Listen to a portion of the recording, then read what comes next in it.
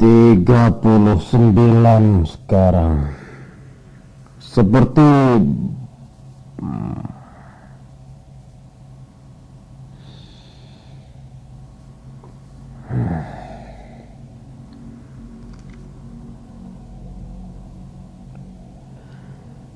tiga puluh sembilan sekarang.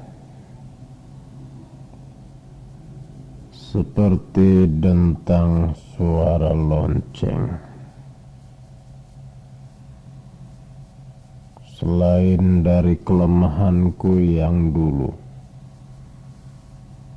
dan secara intelektual, kini aku sudah punya alasan untuk sanksi terhadap puncak gelombang, atau kurang lebih seperti pada tahun-tahun belakangan ini. Secara diam-diam memperingati saat-saat yang mengerikan di rumah anggur. Tak seorang pun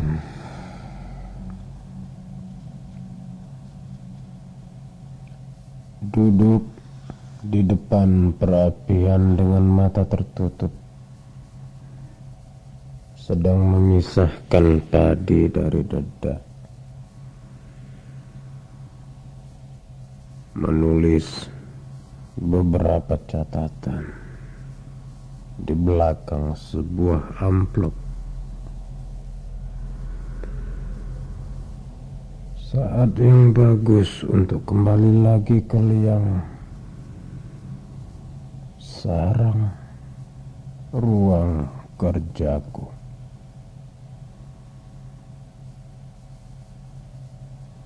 Dengan pakaian rombengku yang sudah lapuk,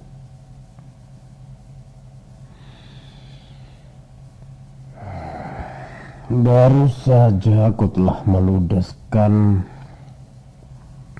dengan sangat menyesal untuk mengatakan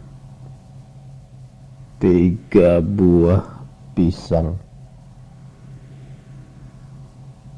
dan hanya melalui perjuangan yang cukup gigih untuk dapat menahan diri agar jangan keterusan sampai yang keempat.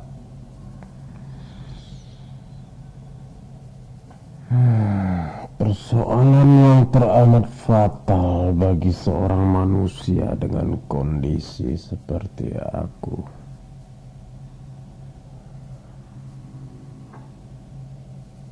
Hentikan itu.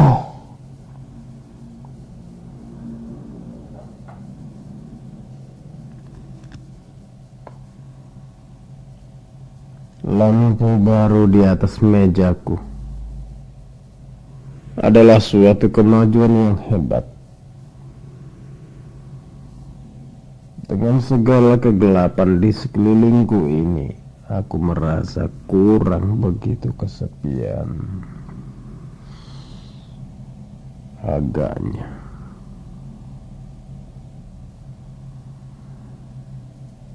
aku lebih menyukai bangkit dan berdiri, lalu berjalan ke sana ke sini di dalamnya, kemudian kembali ke sini kepada ku kerap.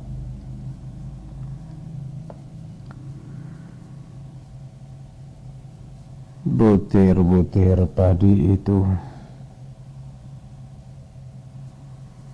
kini kenapa saya terheran-heran tentang itu? Tentang apa yang saya maksudkan dengan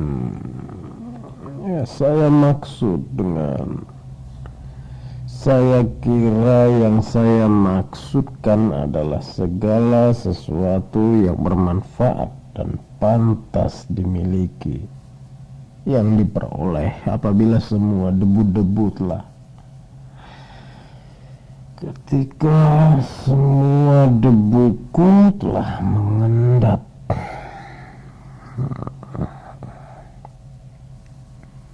saya pejamkan mata dan mencoba dan membayangkannya.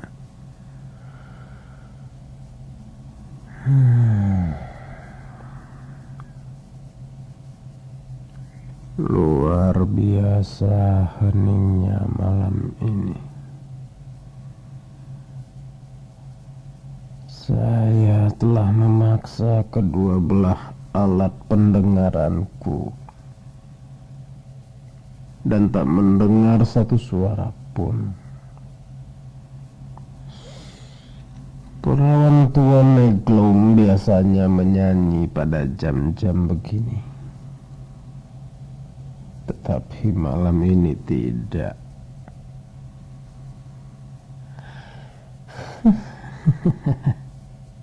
Mendendangkan lagu-lagu masa gadisnya, kata dia. Betapa sukarnya membayangkan dia sebagai seorang gadis, sekalipun dulunya perempuan cantik. Di desa Konak, saya kira begitu.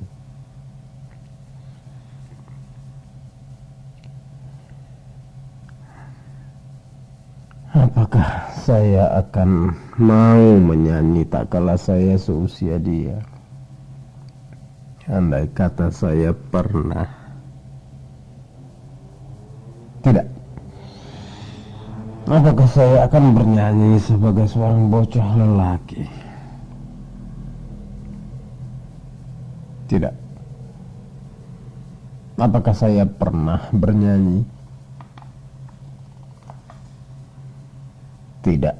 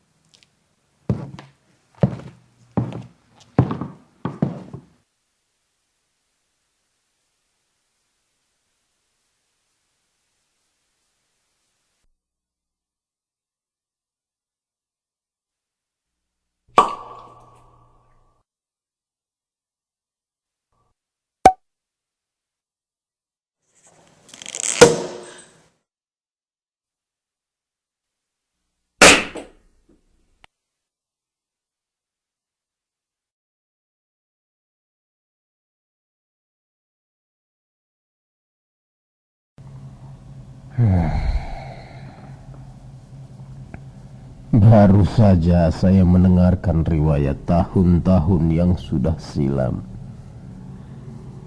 Bagian-bagian yang dicomot secara sembarangan. Saya tidak menandai atau menceknya dalam buku itu. Tapi bagian itu mestinya berasal kurang lebih 10 atau 12 tahun yang lalu. Saya pikir waktu saya masih kalang kabut dalam mempertahankan hidup bersama Bianca di Jalan Kedar. Beruntung telah terhindar dari itu. Ya, Yesus. Usaha yang sia-sia.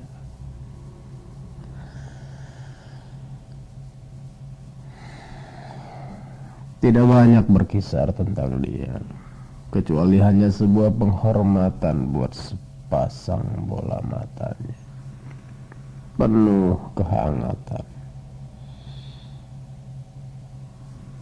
Tiba-tiba saya melihatnya kembali.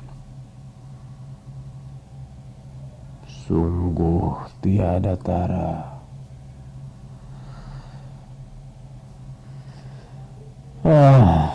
Baiklah.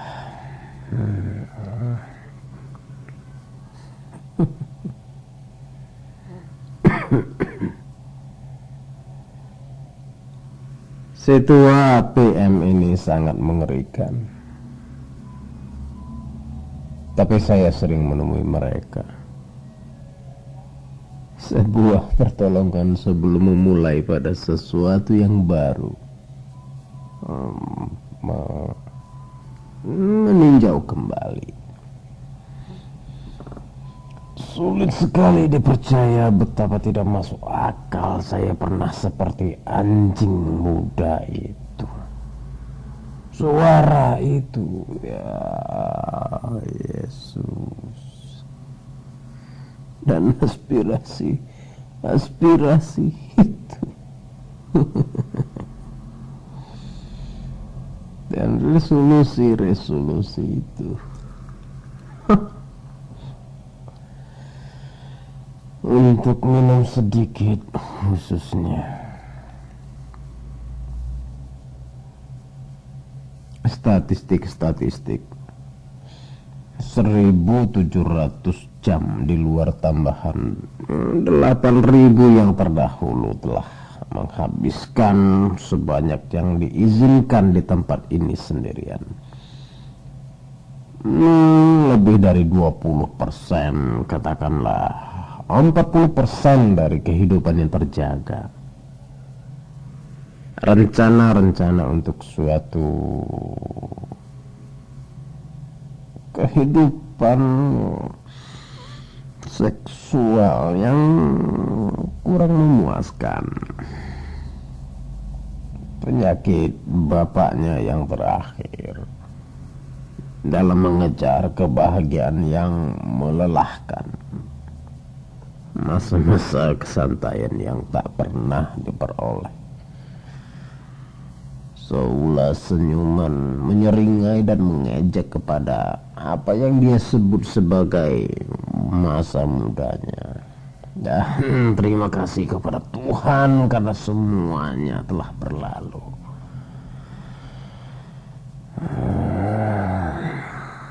Lingkaran palsu di situ. Bayangan-bayangan tentang karangan utama magnum opus itu ditutup dengan sebuah suara menggonggong kepada perintah Tuhan.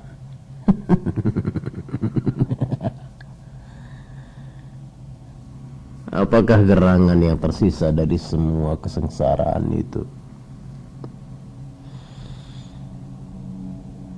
Seorang gadis mengenakan mantel hijau yang sudah lusuh dan busuk pada sebuah peron kereta di sebuah stasiun? Tidak.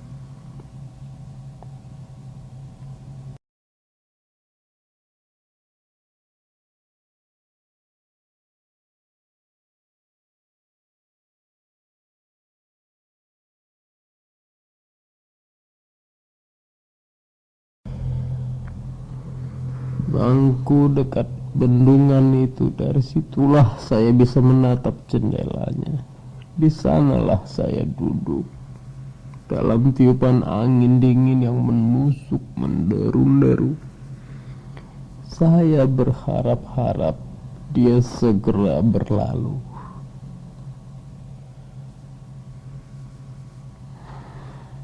Nyaris tak ada seorang manusia pun.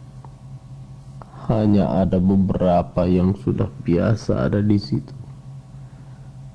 Babysitter, bayi-bayi, orang tua, anjing. Saya betul-betul dapat mengenali mereka dengan baik. Ya, tentunya melalui penampilan mereka yang saya maksud. Ada seorang perempuan muda berkulit hitam yang cantik dan manis sekali. Yang saya ingat dan kenang secara khusus, semuanya serba putih dan mencuat karena berkanji payudara yang tiada taranya. Bersama sebuah kereta bayi besar dan dikerudungi kain hitam, nyaris menyerupai keranda mayat. Suatu saya menatap langsung ke arah matanya yang juga sedang memandang padaku, dan masih tetap begitu. Tak kala saya sudah cukup memiliki keberanian untuk berbicara kepadanya. Tanpa melalui perkenalan, dia mengancam akan memanggil polisi. Seakan-akan saya telah mempunyai maksud tertentu atas kebajikannya, serta merancang sesuatu untuk mengambil keuntungan atas dirinya.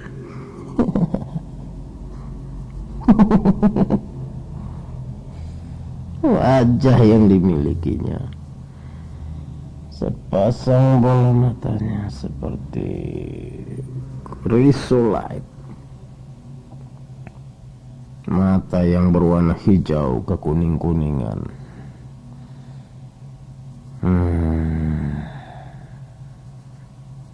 Baiklah, saya sudah berada di situ ketika kerabunan itu menimpaku. Salah satu alat penggulung berwarna coklat dalam keadaan kotor dan dekil saat melemparkan bola kepada seekor anjing berbulu putih yang rupanya secara kebetulan saja dimilikinya. Ketika tanpa sengaja saya memandang, tahu-tahu dia sudah berada di situ. Semuanya dilakukan bersama pada akhirnya. Saya duduk beberapa saat dengan bola itu berada dalam genggaman tanganku, dan anjing itu menggonggong-gonggong serta mengais-ngais ke arahku. Saat-saat dia, saat-saat aku, saat-saat anjing itu. Akhirnya saya menyodorkan bola itu kepadanya, dan ia mengambil dengan moncongnya dengan sopan dan hati-hati sekali. Sebuah benda kecil usang hitam keras bola karet yang padat.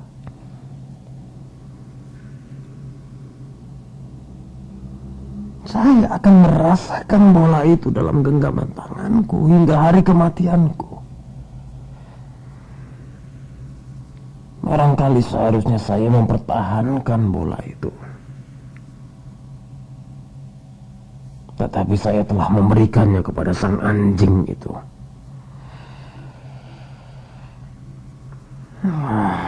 Baiklah. Secara spiritual, tahun-tahun yang teramat suram dan merana hingga pada suatu malam yang mengesankan pada bulan Maret itu, di ujung dermaga, dalam derudang sang angin, tak akan pernah terlupakan ketika tiba-tiba saya melihat segalanya secara menyeluruh. Bayangan dan khayalan yang terakhir, inilah sebenarnya yang saya angan-angankan, yang terutama sekali seharusnya direkam pada malam ini. Pada siang hari ketika saya hendak melakukan pekerjaan, dan barangkali tak ada tempat dan ruang yang tertinggal di dalam memoriku, hangat atau dingin, bagi suatu mukjizat atau keajaiban yang demi api yang menyalakannya. Serupa inilah apa yang tiba-tiba saya lihat, karena berangkat dengan keyakinan dan kepercayaan seperti itulah saya telah meneruskannya dalam seluruh hidupku, yaitu Batu-batu granit yang besar, serpihan-serpihan buih itu berterbangan melayang-layang diterangi cahaya mercusuar, dan meteran angin berputar-putar seperti sebuah baling-baling. Pada akhirnya jelaslah bagiku, dan karena kegelapan itulah saya terdorong untuk selalu berjuang menekannya di bawah demi menguasainya dalam realitaku yang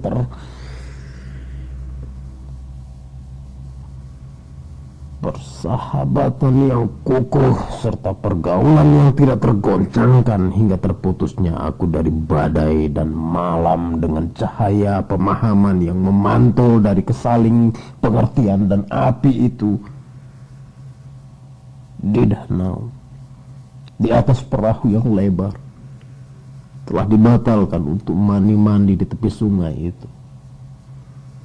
Ketika terdorong ke dalam arus yang mengalir deras dan hanyut, dia berbaring di atas bilah-bilah lantai papan dengan tangannya yang berada di bawah kepalanya, dan matanya terpejam. Sinar matahari telah turun, angin bertiup agak semilir, airnya jernih dan cemerlang. Saya melihat luka goresan di pahanya dan menanyakan kepadanya, kenapa dia bisa terluka gores begitu? Ketika saya sedang memetik buah perambus, katanya. Saya bilang lagi kepadanya bahwa pekerjaan itu tidak ada gunanya dan tidak baik diteruskan, dan dia setuju tanpa membuka matanya. Setelah beberapa saat, saya katakan padanya agar dia memandang ke arahku. Setelah beberapa saat dia buka, tetapi hanya lewat celah-celah kelopak matanya saja. Karena cahaya yang menyilaukan itu, saya membungkuk untuk menutupinya supaya dia berada dalam bayanganku, dan sepasang matanya itu pun terbuka.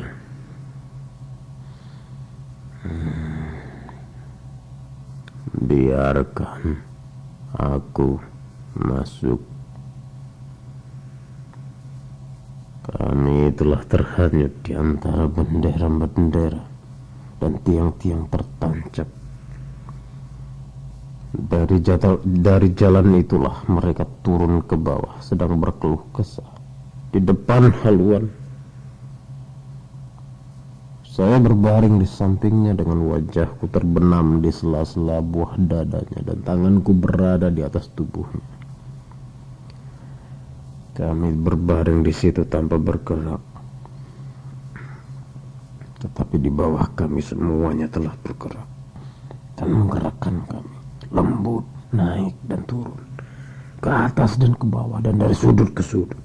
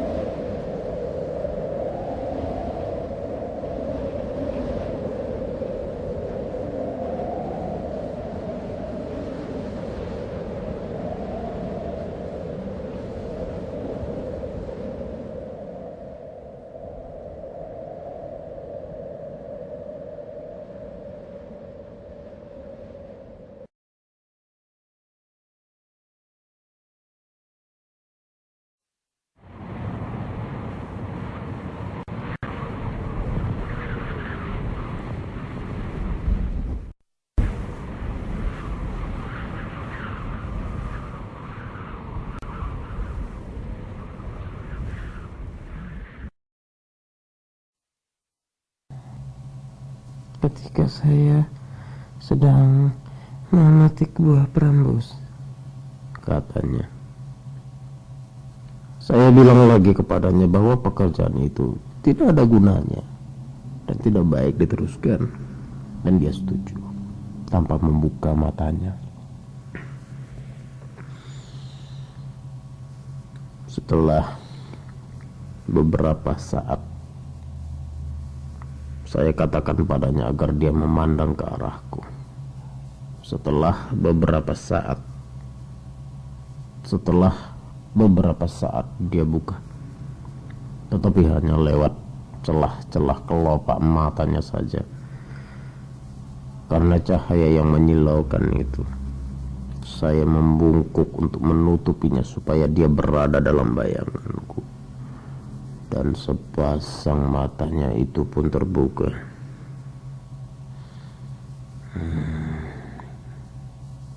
Biarkan aku masuk. Kami telah terhanyut di antara bendera-bendera dan tiang-tiang tertancap. Dari jalan itulah mereka turun ke bawah, sedang berkeluh kesah di depan haluan. Saya berbaring di sampingnya dengan wajahku terbenam di sela-sela buah dadanya dan tanganku berada di atas tubuhnya. Kami berbaring di situ tanpa bergerak. Tetapi di bawah kami semuanya telah bergerak dan menggerakkan kami, lembut, naik dan turun, ke atas dan ke bawah, dan dari sudut ke sudut.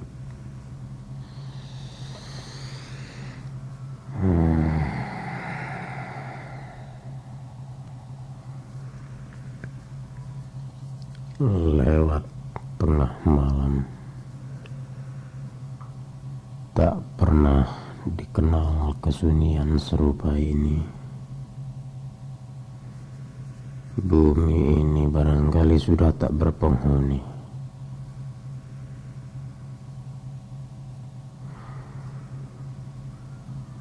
Disinilah hal ini saya akhiri. Kotak 3, kumparan 5. Tahun-tahun terbaikku mungkin sudah berlalu. Ketika di tahun-tahun itu telah terjadi perubahan yang membahagiakan. Tetapi saya tak menginginkan semua itu kembali.